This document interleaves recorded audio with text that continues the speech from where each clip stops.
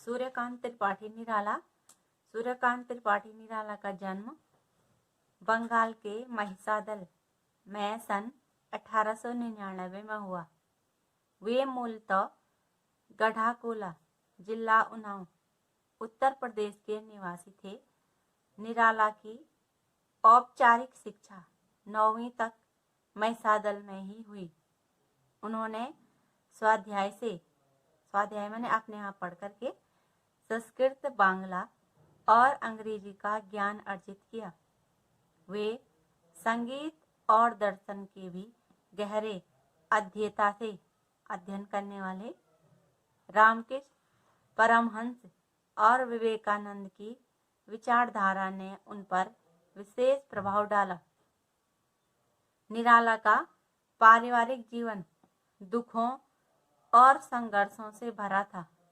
आत्मीय जनों के असामयिक निधन से अचानक बिना समय आए ही उनका निधन हो गया ने उन्हें भीतर तक तोड़ दिया। वो हिम्मत हारने लगे। साहित्यिक मोर्चे पर भी उन्होंने अनवरत माने लगातार संघर्ष किया। सन 1961 में उनका देहांत हो गया, उनकी मृत्यु हो गई। उनकी प्रमुख काव्य रचनाएं हैं अनामिका, परिमल, गीतिका, कुकरमुत्ता और नए पत्ते।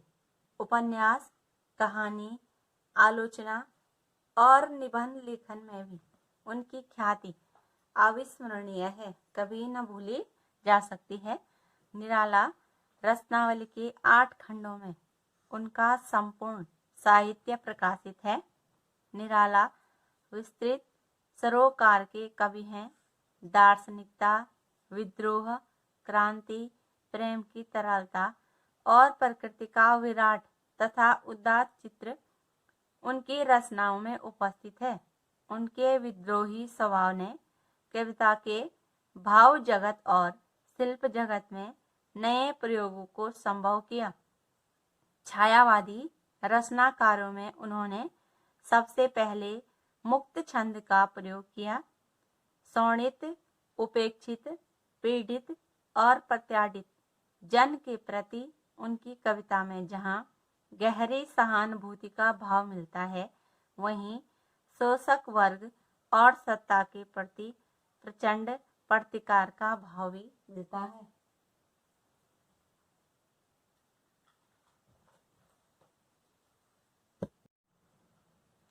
अब निराला जी की कविता है उत्साह। उसका सारांश हो गया। उत्साह एक आवाहन गीत है जो बादलों को संबोधित है। बादल निराला का प्रिय विषय है। कविता में बादल एक तरफ पीड़ित प्यासे जन की आकांक्षाओं को पूरा करने वाला है, तो दूसरी तरफ वही बादल नई कल्पना और नए अंकुर के लिए विध्वंस, विप्लव और क्रांति चेतना को संभव करने वाला भी है। कवि जीवन को व्यापक और समग्र दृष्टि से देखता है। कविता में ललित कल्पना और क्रांति चेतना दोनों हैं। सामाजिक क्रांति या बदलाव में साहित्य की भूमिका महत्वपूर्ण होती है। निराला इसे नवजीवन और नूतन जीवन के संदर्भों में देखते हैं। दूसरी कविता हो गई उनकी अट नहीं रही है, माने समा नहीं रही है। कविता फागुन की मादकता को प्रकट करती है। कवि फागुन की सर्वव्यापक सुंदरता को अपने संदर्भों में देखता है। जब मन प्रसन्न हो तो हर तरफ फागुन का ही सौंदर्य और उल्लास दिखाई पड़ता है।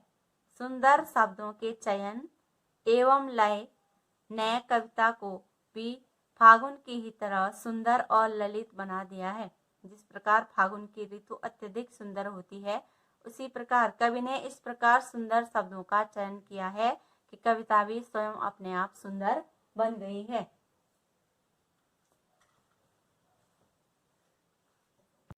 अब हो गया कविता उत्साह।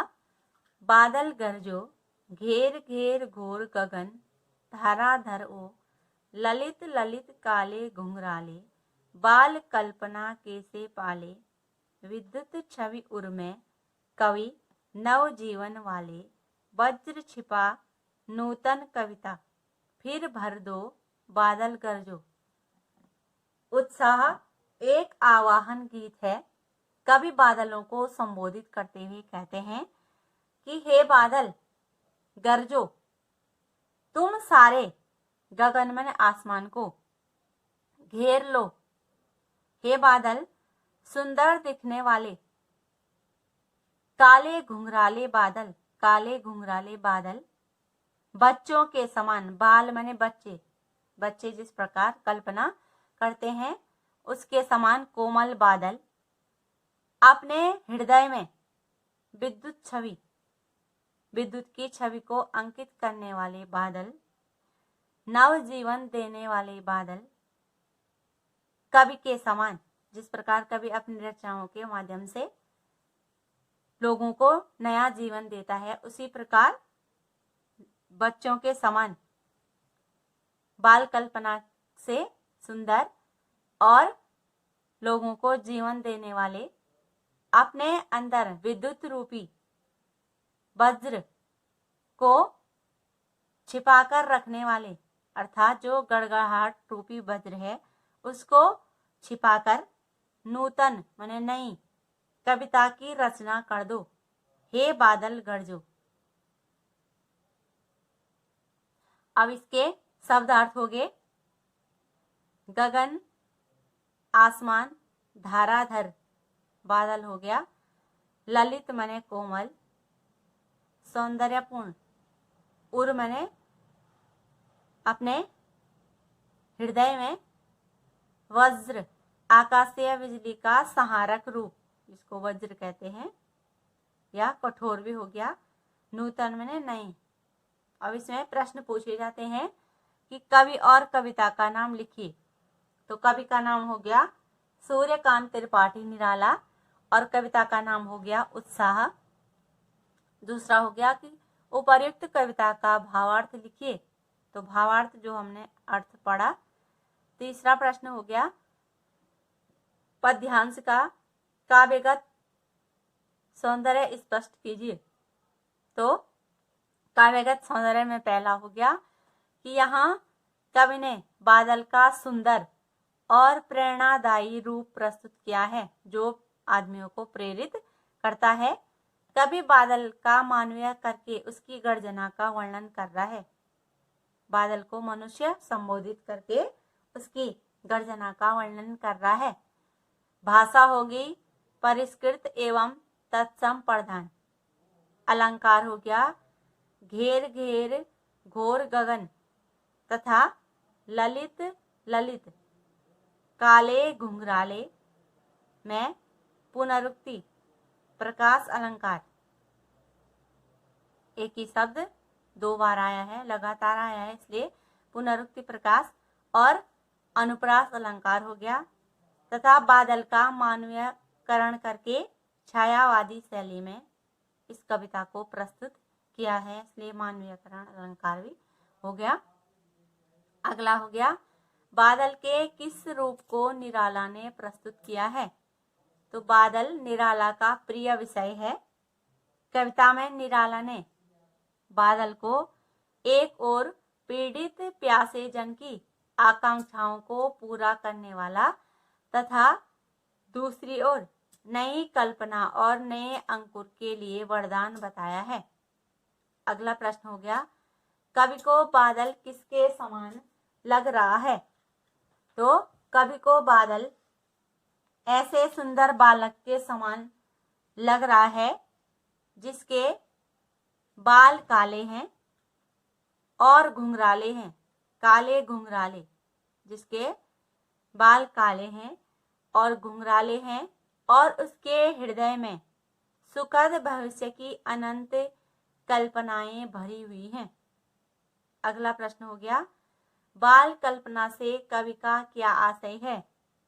तो बाल कल्पना से कवि का आशय है कि बच्चे सदैव ही प्रगति, उन्नति और उत्साह मिश्रित सुखद भविष्य की कल्पना करने में निपुण होते हैं, प्रवीण होते हैं, और वे बस कल्पना के पंख लगा करके सारे संसार की सुख संपदा को अपनी बाहों में भर लेना चाहते हैं।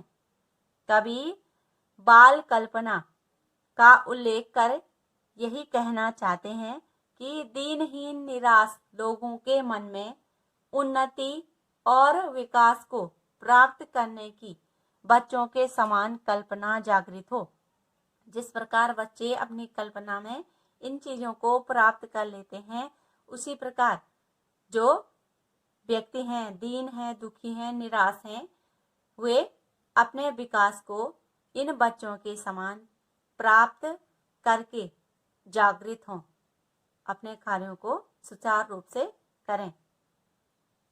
अगला प्रश्न है, नूतन कविता में वज्र छिपाकर कवि क्या कहना चाहता है?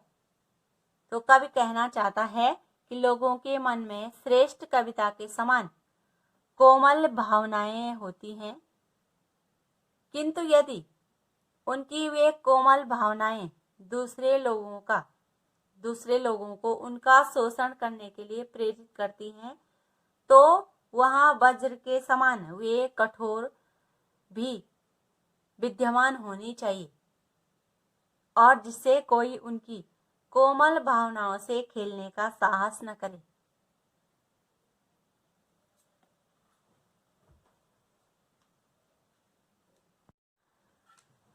अगला है, विकल विकल उन्मन थे उन्मन, विश्व के निगाध के सकल जन, आए अज्ञात दिशा से अनंत के घन, तप्त धरा जल से फिर शीतल कर दो बादल गरजो। कभी बादलों की दशा का वर्णन करते हुए कहते हैं कि हे बादल, बहुत ही तुम व्याकुल प्रतीत हो रहे थे। वे बड़े अनमने से थे। विश्व की गर्मी, निगाध माने गर्मी, को दूर करने वाले और शांत करने वाले ये अनंत बादल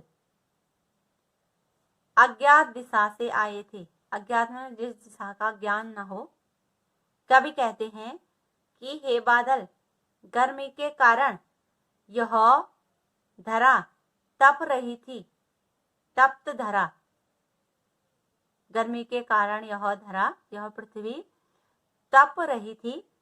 तुम इसे जल की वर्षा करके जल से फिर शीतल कर दो। वर्षा का जल वर्षा करके फिर से इसको शीतल कर दो। हे बादल गरजो। अब इसके शब्दार्थ हैं, विकल मने व्याकुल, उन्मन अनमने से, और निगाध मने हो गया गर्मी, अनंत जिसका कोई अंत न हो, तप्त मने गर्म या जलती हुई, धरा मने पृथ्वी हो गया। अब इसमें प्रश्न है कि कवि और कविता का नाम लिखिए। तो कवि हो गया सूर्यकांत त्रिपाठी निराला, कविता का नाम हो गया उत्साह। दूसरा हो गया उपर्युक्त कविता का भावार्थ लिखिए। तो भावार्थ में अर्थ हो गया। तीसरा हो गया कि उपर्युक्त पद्यांश का काव्यगत सौंदर्य लिखिए। तो काव्यगत सौंदर्य में पहला हो गया, विकल विकल उन्मन थे उन्मन को उन्माद और बेचैनी की अवस्था कहा जा सकता है। कवि को गर्मी से व्याकुल संसार का जीवन इसी प्रकार लगता है। जब लोग गर्मी के कारण अत्यधिक आहत दुखी हो जाते हैं तो कवि को लोगों का जीवन इसी प्रकार लगता है। भाषा हो गई परिष्कृत परिमार्जित, अलंकार हो गया मानवीयकरण और विकल विकल पुनरुक्ति प्रकाश तथा अनुप्रास अलंकार। तथा अगला हो गया कि कवि पर छायावाद का स्पष्ट प्रभाव दिखाई देता है। छायावादी कवियों ने प्रकृति का सुंदर वर्णन किया है, इसलिए उन्होंने भी प्रकृति का वर्णन किया है। अगला प्रश्न हो गया, कवि के अनुसार बादल कैसे थे? तो कवि के अनुसार बादल अनंत थे और वे अज्ञात दिशा से आए थे। अनंत आए अज्ञात दिशा से, अनंत के बादल जो अज्ञात दिशा से आए थे और अनंत थे। अगला प्रश्न, बादलों के आने से पूर्व संसार के लोगों की दशा कैसी थी?